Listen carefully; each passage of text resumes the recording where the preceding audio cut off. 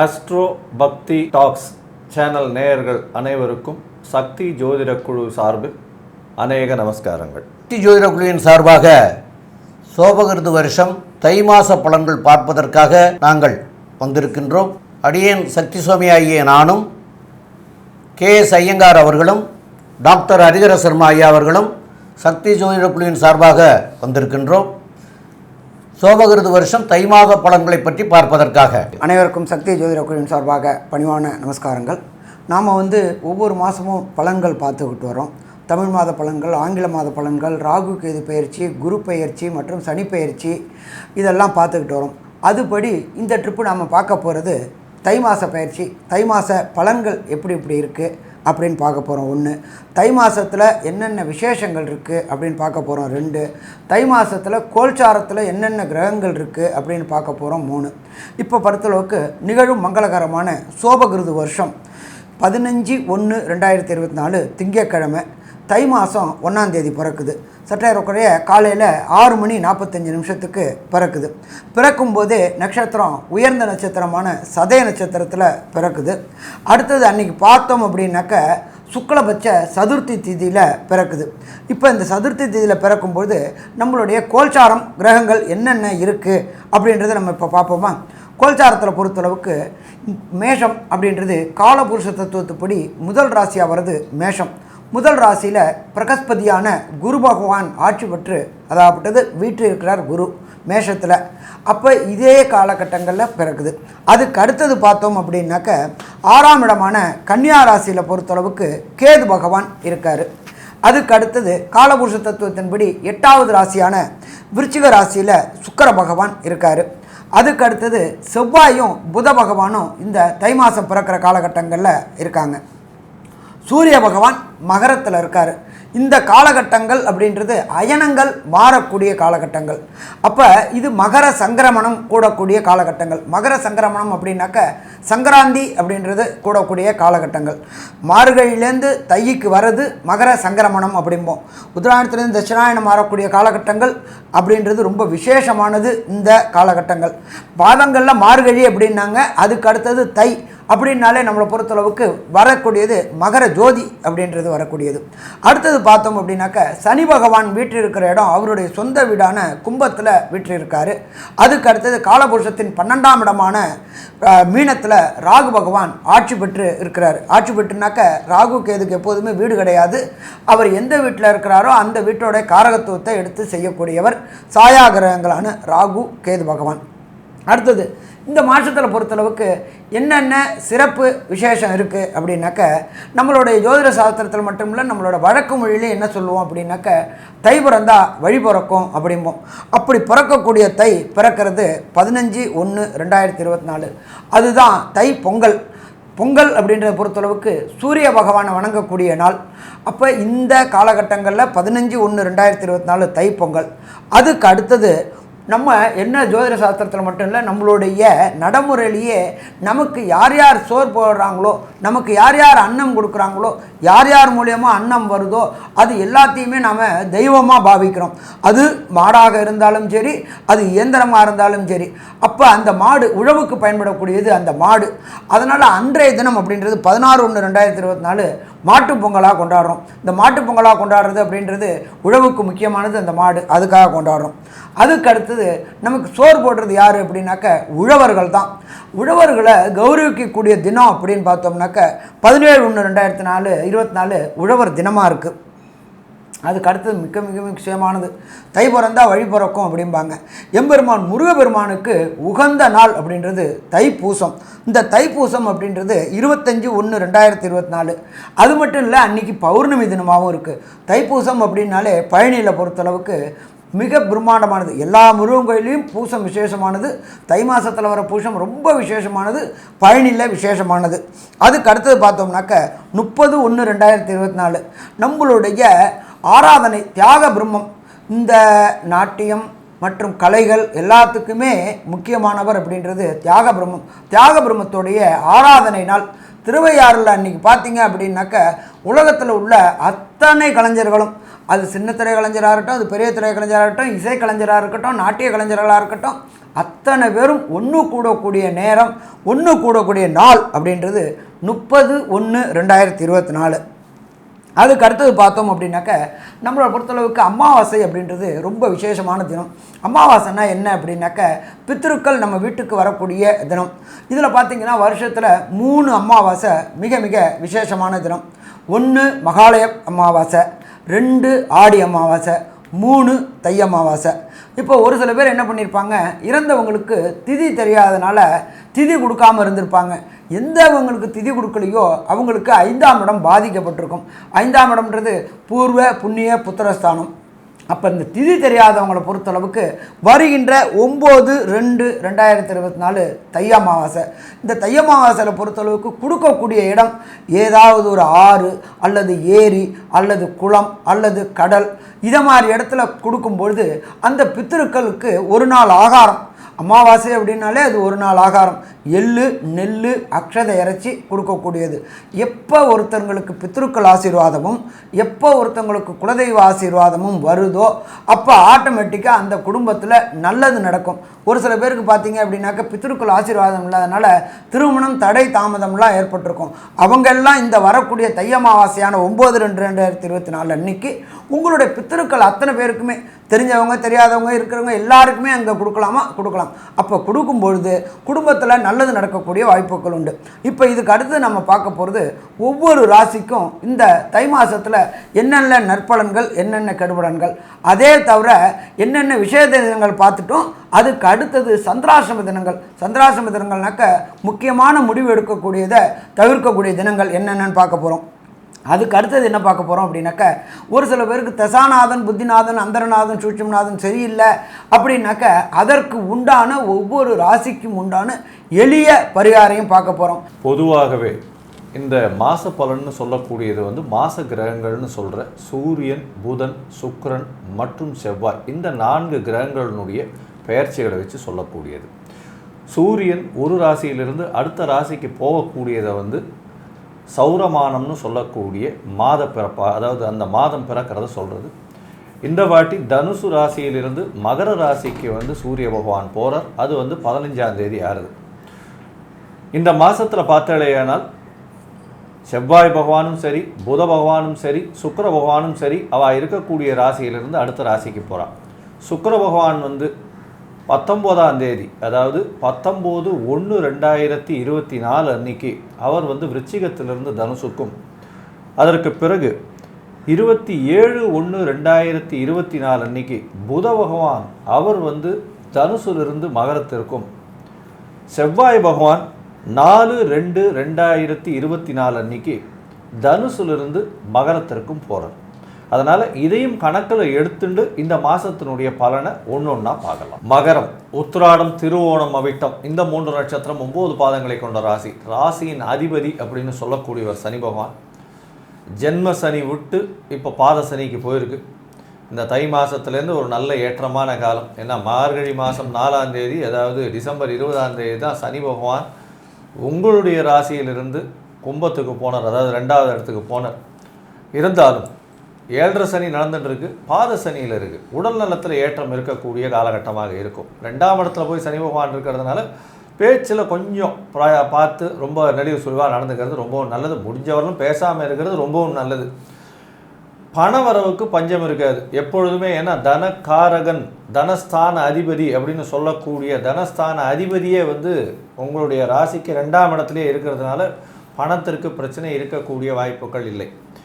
உங்களுடைய முயற்சிகள் அனைத்தும் பார்த்தீங்கன்னா நல்ல ஒரு ஏற்றம் இருக்கும். ஏன்னா முயற்சி ஸ்தானத்தில் 3ஆம் இடத்துல மறைந்த இடத்துல போய் ராகு பகவான் உட்கார்றது பெரிய ஏற்றம். அதனால் மூலியமாக பார்த்தீங்களா ஏன்னால் எல்லா விதமான முயற்சிகளும் உங்களுக்கு ஒரு வெற்றியை கொடுக்கக்கூடிய காலகட்டமாக இருக்கும். புதிய வீடு, மனை வாங்கக்கூடியது, அட்வான்ஸ் கொடுத்துட்டு கண்டிப்பாக இந்த வாட்டி வாங்கக்கூடிய வாய்ப்புகள் ரொம்ப அதிகம். ஏன்னா குரு பகவான் 4ஆம் இடத்துலையே இருக்க, பரிவர்த்தனை யோகத்தில் வேறு வந்து செவ்வாய் பகவானோட பரிவர்த்தனை, அதாவது 4ஆம் இடத்துல ஆட்சி பெற்ற செவ்வாயாக இருக்கக்கூடியதாக வச்சுக்கணும். அதனால் பார்த்தேனால் கண்டிப்பாக புதிய வீடு, மனை வந்து நிச்சயமாக வாங்கக்கூடிய வாய்ப்பு இருக்கும். அதாவது முதல்ல வீடு இவ்வளோ நாளாக வந்து வாடகையில் இருக்கும் அப்படின்னா முதல்ல ஒரு வீடு வாங்குறதுக்கு போய் அட்வான்ஸ் கொடுத்துட்டு சைன் போட்டு வருவீங்க. அதுவே உங்களுடைய வாழ்க்கையில் ஒரு பெரிய ஏற்றத்தையும் ஒரு பெரிய உற்சாகத்தையும் கொடுக்கக்கூடிய காலகட்டமாக இந்த தை மாதம் உங்களுக்கு அமையிறது. இந்த தை மாதத்தில் பார்த்தாலேயானால் உங்களுடைய எதிர்பாலினத்தவர் மூலியமாக நல்ல ஒரு ஏற்றம் இருக்கும். பார்ட்னர்ஷிப் பிஸ்னஸில் பெரிய இது ஏற்றம் இருக்கும். இந்த தை மாதத்தில் மகர ராசிக்காரர்களுக்கு சூரிய பகவான் அஷ்டமாதிபதியே ராசியில் உட்காந்துருக்கார். அதனால் என்ன ஆகும் அப்படின்றதையும் பார்த்துட்டு உங்களுடைய ராசிக்கு தொழிலிலும் வேலையிலும் எந்தெந்த மாற்றங்கள் இருக்கும் அப்படின்றத பற்றியும் நம்ம ஐயா பகவதி ஹரிஹரன்கிட்ட கேட்போம். ஐயா நல்லா தெளிவாகவும் விரிவாகவும் விளக்கமாகவும் சொன்னீங்க. மகர ராசியை பொறுத்தளவுக்கு கடந்த 5 ஆண்டுகளாக அவதியும் அசிங்கங்களும் அவமானங்களும் பட்டுக்கிட்டு இருந்தாங்க. இப்போ அதை விட்டு வெளியில் வந்துட்டாங்க. ஃபஸ்ட்டு சிறப்பே அதுதான். அடுத்தது குடும்பஸ்தானத்தில் குடும்பஸ்தானாதிபதியான சனி பகவான் உட்கார்ந்துருக்கிறார். அதை தவிர 11ஆம் இடத்துல சுக்கிரனும் இருக்கார். திருமணம் தடைப்பட்டு இருந்தவங்களுக்கு திருமணம் கைகூடக்கூடிய வாய்ப்புகள் இந்த காலகட்டங்களில் உண்டா அப்படின்னாக்க கண்டிப்பாக உண்டு.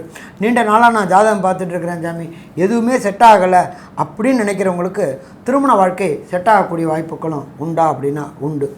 அதே போல் ராசிக்கு 5ஆம் இடத்து அதிபதியான சுக்கிர பகவான் ராசிக்கு 11ல் இருந்துக்கிட்டு அவரே சதசப்தமாக பார்வையாக பூர்வ புண்ணிய புத்திரஸ்தானத்தை பார்க்குறார்.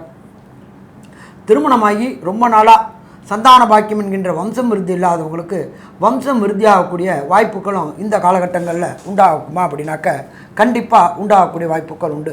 அதே போல் ரொம்ப நாளாக குலதெய்வம் கோயிலுக்கு போகலை அப்படின்னு நினச்சிக்கிட்டு இருந்தவங்களுக்கு இந்த தை பிறக்கும் போது வழி பிறக்கும்.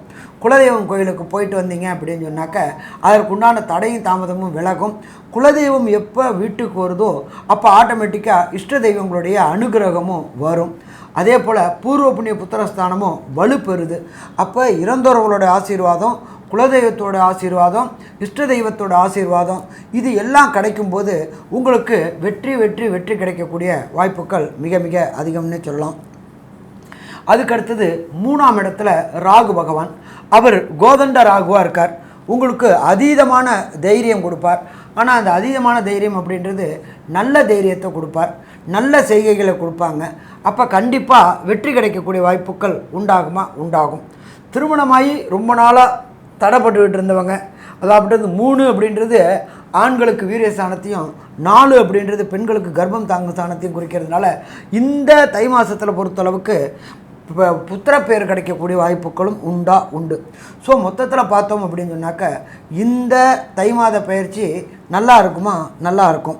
சரி, இதை தவிர இவங்களுக்கு மாணவர்களுக்கு இந்த தை மாதத்தில் படிப்பில் என்னென்ன காம்படிட்டிவ் எக்ஸாம் எழுதினாக்க என்னென்ன கிடைக்கும், அதே போல் அரசியல்வாதிகளுக்கு என்னென்ன கிடைக்கும், சின்னத்திரை பெரிய திரை கலைஞர்களுக்கு என்னென்ன கிடைக்கும் அப்படின்றத நம்ம ஐயா சக்தி சோமையா அவங்க சொல்லுவாங்க. ரொம்ப அற்புதமாக சொன்னீங்க ஐயா. இதில் தொழில் உத்தியோகம் அல்லது தொழில் பண்ணுறவங்க அப்படின்னு பார்க்குற போது மகர ராசிக்கு 10ஆம் இடத்துக்குரியவன் செவ்வாய். அவர் 11ஆம் இடத்துல இருக்கார். குருவோட பார்வையும் பெறார். அந்த குருவும் செவ்வாயும் பரிவர்த்தனை யோகத்தில் இருக்கிறாங்க. அதனால் 10ஆம் இடத்து அதிபதி 11ஆம் இடத்துல இருந்தாலும் 11ஆம் இடத்து அதிபதியே 9ஆம் பார்வையில் பார்த்துறதுனாலையும் தொழில்துறைகள் சின்ன துறையில் இருக்கிறவங்க, பெரிய துறையில் இருக்கக்கூடியவங்க, எல்லா துறையில் உள்ள கலைஞர்களும் இந்த காலத்தில் ஏற்றம் பெறக்கூடிய காலம். ஐயா சொன்னது மாதிரியா 5 ஆண்டுகள் நீங்கள் ரொம்ப அவதியில் இருந்தீங்க. இப்போ இந்த தொழிலெலாம் இல்லாமல் இருந்து உங்களுக்கெல்லாம் தொழில் துறையெல்லாம் நல்லா வர்றதுக்கு உண்டான வாய்ப்புகளும், உத்தியோகத்தில் இருந்தவங்களுக்கு பதவி உயர்வு கிடைக்காமல் இருந்தவர்களுக்கு பதவி உயர்வும், உத்தியோகமே இல்லாமல் இருந்தவர்களுக்கு உத்தியோகம் கிடைக்கிறதுக்கு உண்டான வாய்ப்புகளும் இந்த காலகட்டத்தில் அற்புதமாக அமைஞ்சிருக்கு. ஏன்னு கேட்டால் உங்களுக்கு 7.5 சனியில் கடந்த 5 ஆண்டு காலம் மிக மிக சிரமப்பட்டீங்க. இப்போ உங்களுக்கு கோச்சார ரீதியிலையும் நல்லா இருக்குது. உங்களுடைய ஜனன ஜாதகம் நல்லா இருக்குமே. ஆனால் இந்த தை பிறந்தால் வழி பிறக்கும்னு சொன்னது மாதிரியா இந்த தை பிறக்கிறதுல இருந்தே உங்களுக்கு சிறப்பாக ஆண்டாக அமைகிறது கூட வாய்ப்பு. சிறப்பான மாதம்னு சொல்கிறத விட சிறப்பான ஆண்டாக அமையும்னு கூட சொல்லலாம். ஆக தசாநாதன் புத்திநாதன் வலுவாக இருக்கும் பட்சத்தில் அப்படி சொல்லக்கூடிய வாய்ப்புகளும் உண்டு.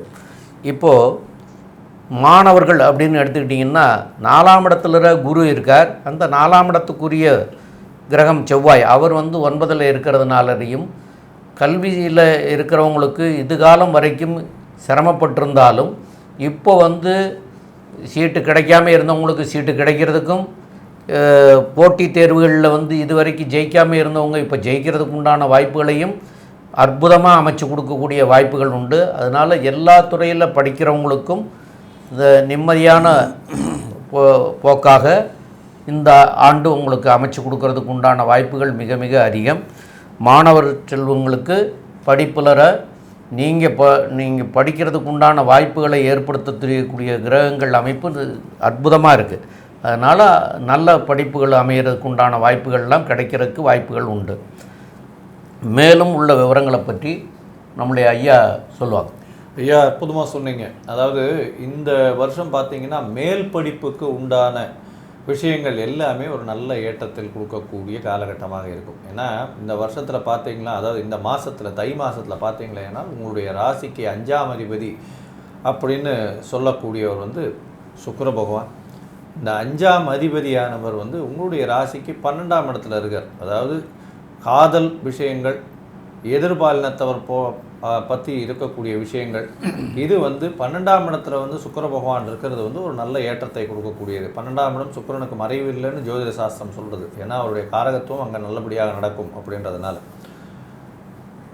இதை தவிர பார்த்தேன்னா தொழில் ஸ்தானாதிபதினு சொல்கிறவரும் அவர் தான். அதனால் வந்து பார்த்தேனால் உங்களுக்கு வெளிநாடு செல்லக்கூடிய ஆப்பர்ச்சுனிட்டி அதிகமாக வரக்கூடிய வாய்ப்பு உண்டு. அதுவும் வந்து இந்த சுரங்கம் நோன்றவங்க, தார், ஆயில், குரூடு, அதை தவிர வந்து இந்த கருப்பு துணி நெய்யபவர்கள், இந்த டயர், அதை தவிர வந்து இந்த இரும்பு சம்பந்தப்பட்ட ஸ்டெயின்லெஸ் ஸ்டீல் சம்பந்தப்பட்ட துறையில் இருக்கிறவங்க, இதில் அதாவது பிளாக் மேஜிக் பண்ணுறவங்க, எண்ணெய் வித்துக்கள், இந்த மாதிரியான விஷயங்களில் இருக்கிறவாளுகள்லாம் பெரிய ஏற்றமான காலமாக இந்த மாதம் அமைய போகுது. அதாவது எஸ்பெஷலி இந்த எண்ணெய் வித்துக்கள், சம்பந்தமான ஒரு விஷயங்கள், இதன் மூலியமாக பணவரவுகள் உங்களுக்கு மிகவும் அதிகமாக இருக்கக்கூடிய காலகட்டமாக இருக்கும். சரி, உங்களுடைய முயற்சி ஸ்தானத்தில் ராகு பகவான் இருக்கிறதுனால எல்லா விதமான முயற்சிகளும் நிச்சயமாக வெற்றி பெறும். இருந்தாலும் சில நாட்கள் வந்து இந்த முயற்சிகளை தவிர்ப்பது நல்லது அப்படின்றத சொல்கிறோம். அந்த எந்தெந்த நாட்டில் இந்த முயற்சிகள் தவிர்க்கிறது நல்லது, இந்த மாதத்துக்கு தை மாதத்துக்கு என்ன எளிய பரிகாரங்கள் செய்தால் மேலும் சிறப்பாக இருக்கும் அப்படின்றத பற்றி நம்ம ஐயா கிட்ட கேட்கலாம். நல்லா அற்புதமாக சொன்னீங்க ஐயா.